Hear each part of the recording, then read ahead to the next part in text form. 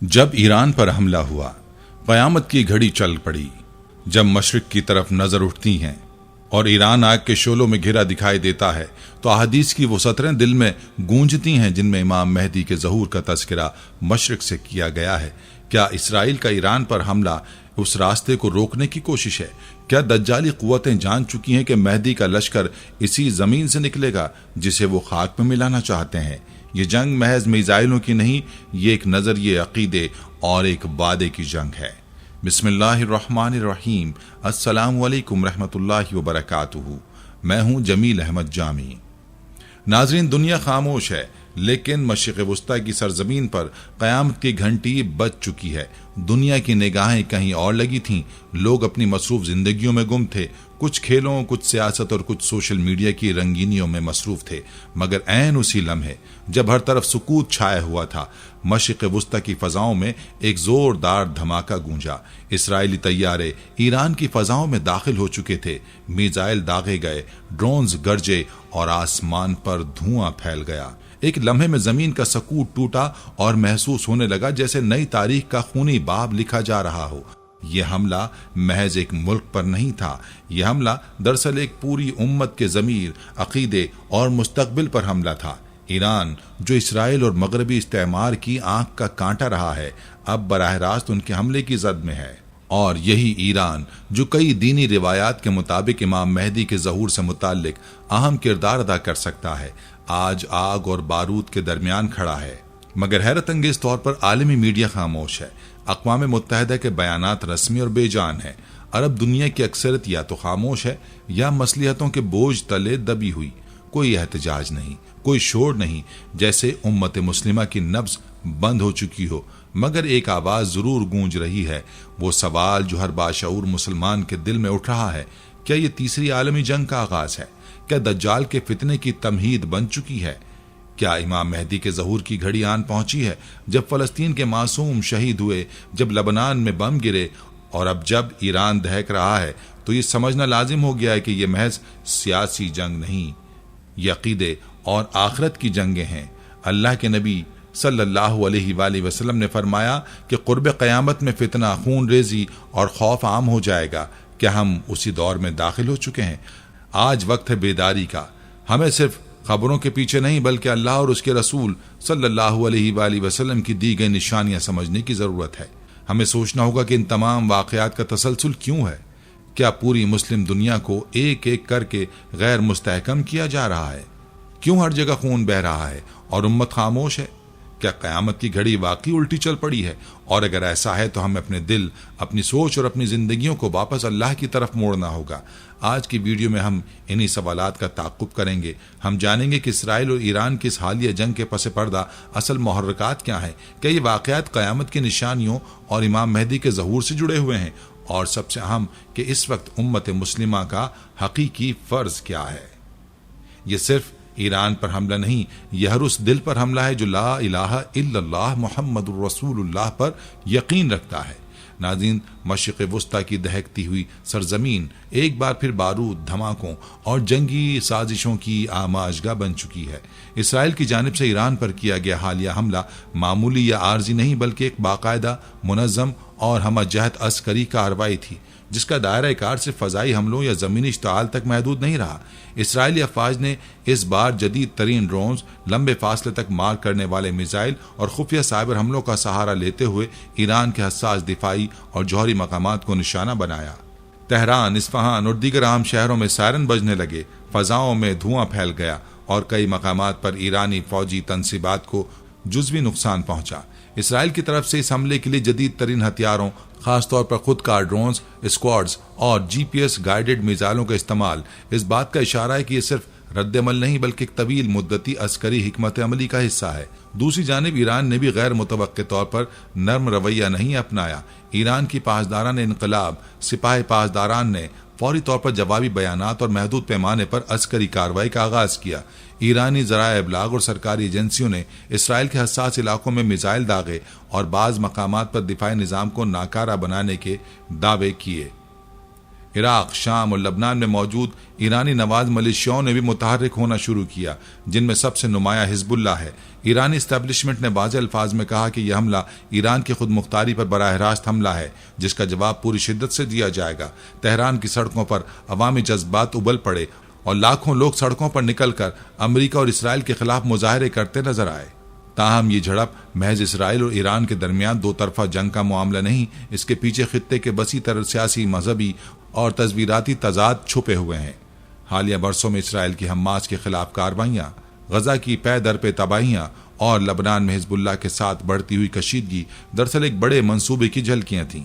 ایران نے ہمیشہ فلسطین کی حمایت میں آواز بلند کی اور حماس اور حزب اللہ کی عسکری و مالی مدد کرتا رہا ہے۔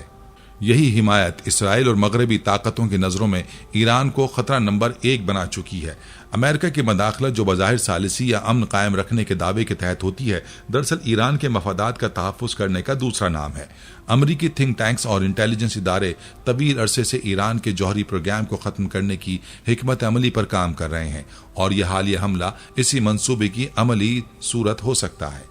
اسرائیل کی جنگی تیاریوں پر اگر غور کیا جائے تو یہ صاف ظاہر ہوتا ہے کہ ان کا ہدف صرف ایران نہیں بلکہ پورا مشرق وسطیٰ ہے۔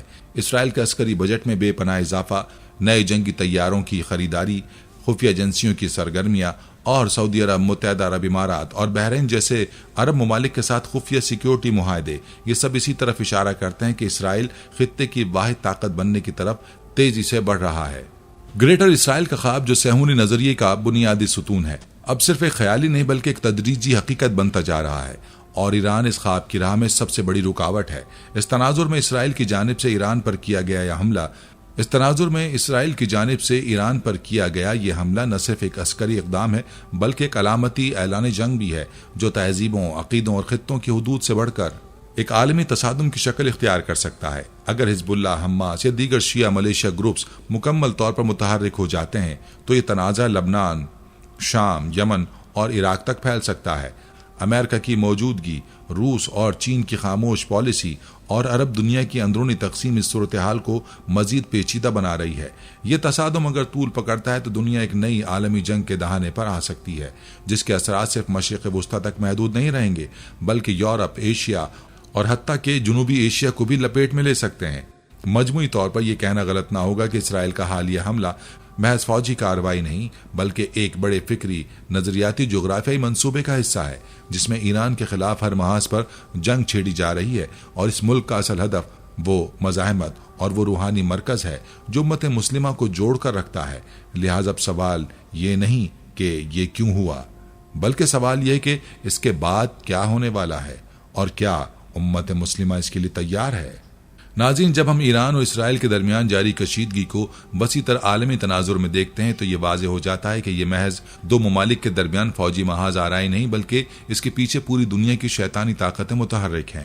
امریکہ، برطانیہ، فرانس اور دیگر مغربی طاقتیں بظاہر امن، جمہوریت اور استحکام کے نعرے بلند کرتی ہیں، لیکن در حقیقت ان کے فیصلے صہیونی مفادات اور دجالی ایجنڈے کے تابع ہوتے ہیں۔ ایران کے خلاف اقتصادی پابندیاں، اس کے جوہری پروگرام پر عالمی تشویش اور بار بار کی گئی دھمکیاں دراصل اسی بڑے منصوبے کا حصہ ہیں جسے نیو ورلڈ آرڈر یا دجالی نظام کہا جاتا ہے۔ یہ نظام دنیا کو ایک ہی حکومت، ایک ہی معیشت اور ایک ہی مذہب کے تحت لانے کا متکبرانہ خواب ہے، اور اس خواب کی تعبیر کے لیے راستے کا سب سے بڑا کانٹا ایران، فلسطین اور وہ مسلمان مزاحمتی قوتیں ہیں جو ظلم کے خلاف آواز بلند کرتی ہیں۔ گریٹر اسرائیل کا منصوبہ صرف سیاسی نہیں بلکہ مذہبی بنیادوں پر استوار ہے۔ صہیونی عقائد کے مطابق اسرائیل کو نیل سے فرات تک پھیلایا جانا الہی وعدہ ہے، اور اس وعدے کی تکمیل کے لیے وہ ہر حد پار کرنے کو تیار ہے۔ موجودہ اسرائیلی قیادت، خصوصاً بنیامین نیتنیاہو جیسے لیڈر، کھلے عام اس منصوبے کا تذکرہ کرتے آئے ہیں۔ بیت المقدس کو دارالحکومت بنانے کی کوششیں، مسجد اقصیٰ کی بنیادوں کو کھودنے کے عزائم، فلسطینیوں کو بے دخل کرنے کی پالیسی، یہ سب اسی گریٹر اسرائیل کی راہ ہموار کرنے کے اقدامات ہیں۔ امریکہ کی خاموش حمایت، عرب ریاستوں کی بے بسی اور اقوام متحدہ کی ناکامی ان تمام مظالم کو نہ صرف جواز فراہم کرتی ہے بلکہ دجالی قوتوں کو مضبوط بھی کر رہی ہے۔ دجالی نظام کا ایک اور اہم ستون ون ورلڈ گورنمنٹ، یعنی ایک عالمی حکومت جو تمام اقوام کو ایک ہی مرکزی اقتدار کے تابع کرے۔ اس کے ساتھ جڑی ہوئی ہے ون ریلیجن کی سوچ، ایک ایسا مصنوعی مذہب جو تمام آسمانی مذاہب کو ضم کر کے انسان کو خدا سے جدا کر دے اور روحانی وابستگی کو مادی غلامی میں تبدیل کر دے۔ پھر آتی ہے ون کرنسی یعنی عالمی کرنسی کی بات، جو ڈیجیٹل نظام کے ذریعے انسان کو مکمل طور پر کنٹرول میں لانے کا ہتھ کنڈا ہے۔ یہ تینوں اجزاء، حکومت، مذہب اور معیشت، دجالی نظام کی بنیادیں ہیں جن کا مقصد دنیا میں وحی، نبوت اور روحانیت کا خاتمہ کرنا ہے۔ اس شیطانی منصوبے کے پیچھے وہ طاقتور بینکار اور خفیہ ادارے ہیں جو بظاہر تو معیشت، ٹیکنالوجی اور تعلیم کے علمبردار نظر آتے ہیں، لیکن در حقیقت یہ وہی لوگ ہیں جو عالمی جنگوں کو جنم دیتے ہیں، حکومتوں کو گراتے اور بناتے ہیں اور میڈیا کے ذریعے عوامی ذہنوں کو اپنی مرضی سے چلاتے ہیں۔ روتھ شیلڈ، راک فیلر اور دیگر بین الاقوامی خاندانی کارٹل صرف نام نہیں بلکہ پورے عالمی نظام کو کنٹرول کرنے والے خفیہ ہاتھ ہیں۔ ان کے زیر اثر کام کرنے والے میڈیا نیٹ ورکس جیسے CNN، BBC اور دیگر مغربی ادارے حقائق کو مسخ کرتے ہیں، مظلوم کو ظالم اور ظالم کو معصوم بنا کر پیش کرتے ہیں۔ احادیث نبویہ صلی اللہ علیہ وآلہ وسلم میں ہمیں واضح طور پر دجال کے پیروکاروں کی نشانیاں دی گئی ہیں۔ ایک حدیث میں آتا ہے کہ دجال کے ساتھ 70,000 یہودی ہوں گے جن کے سروں پر تاج ہوں گے، مسند احمد، ابن ماجہ۔ ایک اور حدیث میں نبی علیہ الصلوۃ والسلام نے فرمایا کہ دجال کا نظام ایسا شدید ہوگا کہ ہر مومن کو اپنے ایمان کی فکر کرنا پڑے گی، صحیح مسلم۔ دجال کے حواریوں کی پہچان ان کے اعمال، طاقت، فتنہ انگیزی اور ظاہری ترقی میں چھپی ہوگی، لیکن ان کی روح میں تاریکی، ظلم اور باطل کا غلبہ ہوگا۔ آج ہم دیکھ رہے ہیں کہ وہی قوتیں جو اسرائیل کو سپورٹ کر رہی ہیں، وہی قوتیں حجاب پر پابندی لگاتی ہیں، وہی قوتیں قرآن کو جلاتی ہیں اور وہی قوتیں مسلمانوں کے خلاف نفرت کی فضا بناتی ہیں۔ لہٰذا اسرائیل اور ایران کی یہ جنگ محض علاقائی تنازع نہیں بلکہ دجالی نظام اور اسلامی مزاحمت کے درمیان ایک روحانی اور فکری جنگ ہے۔ اس وقت دنیا کے ہر شخص کو یہ سوچنے کی ضرورت ہے کہ وہ کہاں کھڑا ہے۔ کیا ہم بے حس تماشائی بنے رہیں گے یا قرآن و سنت کے سچے پیروکار بن کر اس ظلم کے نظام کے خلاف کھڑے ہوں گے؟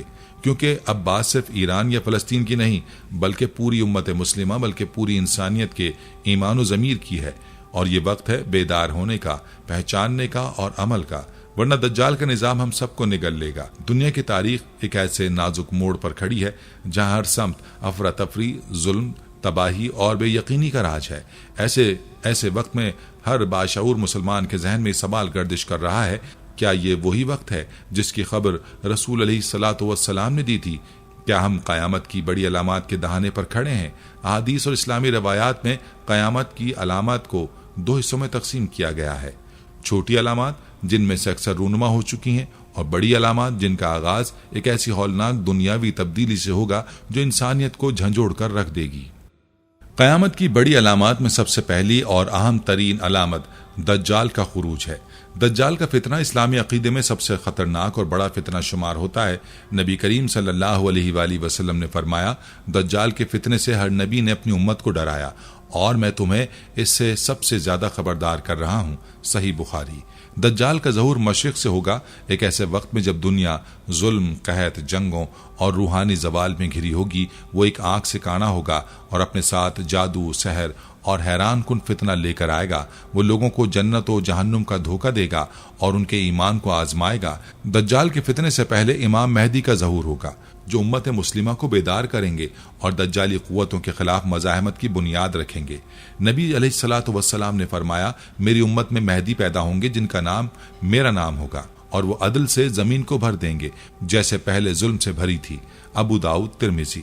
امام مہدی کا ظہور مکہ مکرمہ میں ہوگا جب کچھ نیک لوگ ان سے زبردستی بیعت کریں گے، اس کے بعد وہ خلافت علی منہاج النبوہ کو بحال کریں گے۔ بعض روایت میں امام مہدی کا ایران، خراسان کی جانب سے ابھرنا بھی بیان ہوا ہے، جیسے بعض علماء آج کے ایران، افغانستان یا شمالی پاکستان سے تعبیر کرتے ہیں۔ موجودہ حالات میں ایران پر اسرائیلی حملے، مشرق سے ابھرتی اسلامی مزاحمت اور عرب دنیا کی خاموشی ایسی پیشگوئی کو تقویت دیتی محسوس ہوتی ہے۔ امام مہدی کے ظہور کے کچھ ہی عرصے بعد دجال نکلے گا اور تب دنیا کے لیے سب سے بڑا روحانی امتحان شروع ہوگا۔ دجال کے فتنے کے عروج پر اللہ تعالیٰ حضرت عیسیٰ علیہ السلام کو آسمان سے نازل فرمائے گا۔ وہ دمشق کی مشرقی سفید مینار پر 2 فرشتوں کے بازوؤں پر نازل ہوں گے، جیسے کہ صحیح مسلم میں حدیث ہے۔ عیسیٰ ابن مریم سفید کپڑوں میں 2 فرشتوں کے سہارے دمشق کے مشرقی مینار پر نازل ہوں گے۔ حضرت عیسیٰ علیہ السلام امام مہدی کے پیچھے نماز ادا کریں گے اور مسلمانوں کے اتحاد کی علامت بنیں گے۔ اس کے بعد وہ دجال کو قتل کریں گے۔ بعض روایت کے مطابق فلسطین کے مقام باب لد پر، اور دنیا میں امن کا دور شروع ہوگا۔ تاہم قیامت کی نشانیاں یہیں ختم نہیں ہوتی۔ دجال کے خاتمے کے بعد یاجوج ماجوج کا فتنہ ظاہر ہوگا۔ قرآن مجید سورہ الکہف اور سورہ الانبیاء میں ان کا ذکر آتا ہے۔ یہ ایسی قوم ہوگی جو ہر سمت سے زمین کو تباہ کر دے گی۔ ان کے خلاف جنگ حضرت عیسیٰ علیہ السلام براہ راست نہیں کریں گے، بلکہ اللہ تعالیٰ ان کے لیے خاص عذاب نازل فرمائے گا، جیسے کہ ان کی گردنوں میں کیڑا ڈال دیا جائے گا جس سے وہ ہلاک ہو جائیں گے۔ آج کی جدید ٹیکنالوجی اور آبادیاتی دھماکہ نیز جنگی اسلحے کی بھرمار یاجوج ماجوج کی قوت کو ممکنات میں بدلتا دکھائی دیتا ہے۔ اس کے بعد بعض ایسی نشانیاں ظاہر ہوں گی جو بظاہر قدرتی نظام کو الٹ دیں گی۔ ایک بڑی نشانی سورج کا مغرب سے طلوع ہونا ہے۔ جب سورج اپنی معمول کی سمت کے بجائے مغرب سے طلوع کرے گا تو توبہ کے دروازے ہمیشہ کے لیے بند ہو جائیں گے۔ نبی علیہ الصلوۃ والسلام نے فرمایا، جب سورج مغرب سے طلوع کرے گا تو کسی نفس کو اس وقت کا ایمان فائدہ نہ دے گا جو پہلے ایمان نہ لایا ہو۔ صحیح بخاری۔ اسی طرح دخان، دھوئیں کی علامت، جس کا ذکر سورہ دخان میں ہے، پوری زمین پر ایک دھوئیں کا غلبہ ہوگا جو کافروں پر عذاب اور مومنوں پر زکام کی صورت میں ظاہر ہوگا۔ ایک اور بڑی علامت زمین کا دھنسنا ہے۔ مشرق میں، مغرب میں اور جزیرۃ العرب میں 3 بڑے زمینی دھنسنے کے واقعات رونما ہوں گے جو اللہ تعالیٰ کے قہر و غضب کی علامت ہوں گے۔ آج دنیا کے مختلف حصوں میں زلزلوں اور زمین میں دراڑوں کا آنا ان پیش گوئیوں کی صداقت کو مزید اجاگر کرتا ہے۔ جب ہم ان احادیث کو موجودہ دنیاوی حالات کے ساتھ ملا کر دیکھتے ہیں تو ایک ہولناک تصویر ابھرتی ہے۔ آج دنیا میں بڑے پیمانے پر جنگیں جاری ہیں۔ اسرائیل و فلسطین، ایران و مغرب، یوکرین و روس اور دیگر مقامات پر خون ریزی اور ظلم عام ہو چکا ہے۔ زلزلے، سیلاب، طوفان، وبائیں، یہ سب اس بات کا اشارہ ہے کہ اللہ تعالیٰ کی ناراضگی حد سے بڑھ چکی ہے۔ رسول اللہ صلی اللہ علیہ وآلہ وسلم نے فرمایا، قیامت اس وقت تک قائم نہیں ہوگی جب تک زلزلے نہ بڑھ جائیں۔ بخاری۔ آج سائنسدان بھی اعتراف کرتے ہیں کہ گزشتہ چند دہائیوں میں زلزلوں کی شدت و تعداد میں غیر معمولی اضافہ ہوا ہے۔ اسی طرح دجال کے فتنے کی راہ ہموار کرنے کے لیے عالمی میڈیا، تعلیمی نظام اور معاشی غلامی کے ذریعے ایک ایسا ماحول بنایا جا رہا ہے جہاں سچ کو جھوٹ اور جھوٹ کو سچ بنا کر پیش کیا جا رہا ہے۔ نوجوان نسل دین سے دور، مادہ پرستی میں گم اور فتنوں کی زد میں ہے۔ یہی وہ وقت ہے جس کے بارے میں نبی علیہ الصلوۃ والسلام نے فرمایا تھا کہ صبح کو آدمی مومن ہوگا اور شام کو کافر ہو جائے گا۔ ابو داؤد۔ لہٰذا وقت ہے جاگنے کا۔ یہ سب علامتیں ہمیں خبردار کرنے کے لیے ہیں، نہ کہ صرف سنانے کے لیے۔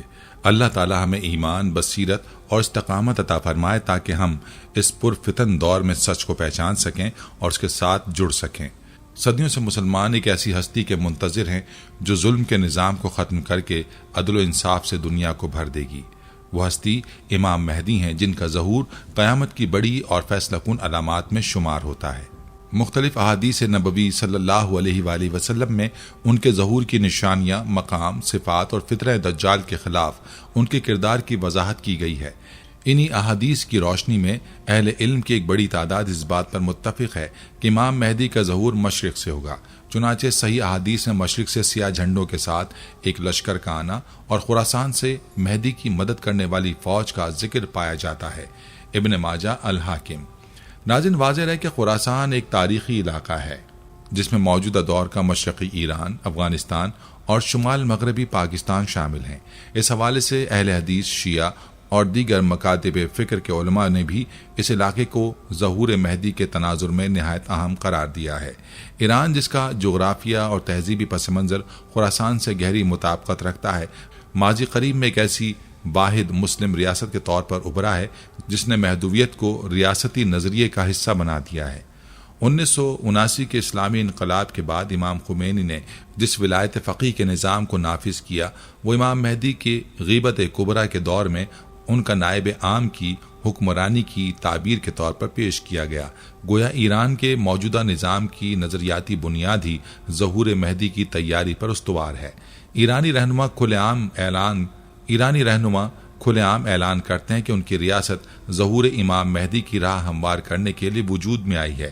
ایران اور موجودہ عسکری اور نیم فوجی تنظیمیں جیسے سپاہ پاسداران اور اس کے ذیلی ادارے سپاہ قدس اور بسیج خود کو سپاہ مہدی کا IRGS ابتدائی خاکہ سمجھتے ہیں۔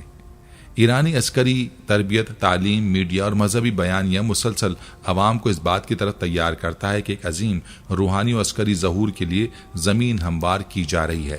بعض ایرانی جرنیل اور مذہبی اسکالرز نے تو یہاں تک کہا ہے کہ ہم وہی سیاہ جھنڈے والے ہیں جن کا ذکر احادیث میں آیا ہے۔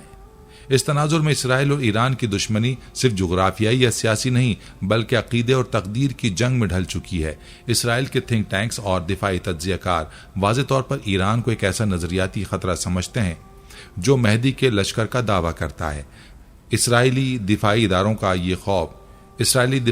کو یہ خوف ہے کہ ایران صرف ایک ریاست نہیں بلکہ ایک ایسے مسیانی ویژن کا حامل ہے جو گریٹر اسرائیل کے منصوبے کو براہ راست چیلنج کرتا ہے۔ یہی وجہ ہے کہ ایران کی ایٹمی صلاحیت، بیلسٹک میزائل پروگرام اور خطے میں اس کی پراکسی قوتیں جیسے حزب اللہ، حماس اور حشد الشعبی اسرائیل کے لیے محض عسکری خطرہ نہیں بلکہ دجالی نظام کے خلاف ایک مذہبی چیلنج بن چکی ہیں۔ امام خمینی نے اپنے مشہور اقوال میں فرمایا تھا، اگر ہم ظہور مہدی کے لیے زمین تیار نہیں کریں گے تو ہم اللہ کے وعدے کا انکار کر رہے ہوں گے۔ اسی سوچ کے تحت ایران نے نہ صرف اپنے اندرونی نظام کو مہدوی نظریے کے مطابق ترتیب دیا بلکہ بیرونی سطح پر بھی خطے میں ایک ایسا محور تشکیل دیا جو آخرکار امام مہدی کے ظہور کے وقت عالمی محاذ پر مددگار ثابت ہو سکے۔ اسی تناظر میں ایران نے عراق، شام، لبنان، یمن اور بحرین جیسے ممالک میں نظریاتی ہم آہنگ قوتوں کو مضبوط کیا ہے تاکہ ایک مہدی فرینڈلی بلاک قائم ہو سکے۔ دوسری طرف اسرائیل کا یہ احساس کہ مہدی کا ظہور مشرق سے ہوگا اور ایران اسی مشرق کا مرکز ہے، انہیں ایران کے خلاف عسکری حملوں، پابندیوں اور سیاسی دباؤ پر مجبور کرتا ہے۔ موجودہ اسرائیلی قیادت ایران کے مہدی آئیڈیالوجی کو براہ راست عالمی نظام کے لیے خطرہ سمجھتی ہے، اسی لیے ایران کی ایٹمی تنصیبات پر حملے، سائبر جنگ اور خفیہ کارروائیاں صرف سلامتی کا مسئلہ نہیں بلکہ عقیدے کی اس جنگ کا حصہ ہیں جس میں اسرائیل خود کو دجال کے عالمی نظام کے بانیوں میں سے ایک کے طور پر دیکھتا ہے، اور ایران کو اس کے فطری مخالف کے طور پر ایرانی قیادت کا خیال ہے کہ جیسے جیسے عالمی ظلم و فساد بڑھتا جا رہا ہے ویسے ویسے امام مہدی کے ظہور کی گھڑیاں قریب آتی جا رہی ہیں۔ ایران میں کئی اہل فکر و فلسفہ موجودہ عالمی نظام کو دجالی حکومت کی تمہید سمجھتے ہیں اور خود کو اس کے مقابلے میں مقرر کردہ سپاہ مہدی۔ ایرانی میڈیا، کتب اور اکیڈمک فورمز پر مہدویت ایک زندہ اور سرگرم نظریہ ہے جو محض ایک اعتقادی معاملہ نہیں بلکہ ریاستی منصوبہ بندی کا محور ہے۔ لہٰذا اگر ہم احادیث کی روشنی میں تاریخی پیش رفت اور ایران کے انقلابی بیانیے کا تجزیہ کریں تو یہ کہنا بے جا نہ ہوگا کہ ایران امام مہدی کے ظہور کے لیے ایک نہایت اہم اسٹیج بن چکا ہے، چاہے وہ عسکری تیاری ہو، نظریاتی ماحول یا عالمی دجالی قوتوں سے ٹکراؤ۔ ایران بلا شبہ اس روحانی اور عالمی مارکے میں ایک فعال کردار ادا کرنے والا ہے، اور یہی وہ پہلو ہے جو اسرائیل اور اس کے اتحادیوں کو سب سے زیادہ خوفزدہ کرتا ہے کہ ایک مہدی دوست مشرق ان کے دجالی منصوبوں کو خاک میں ملا سکتا ہے۔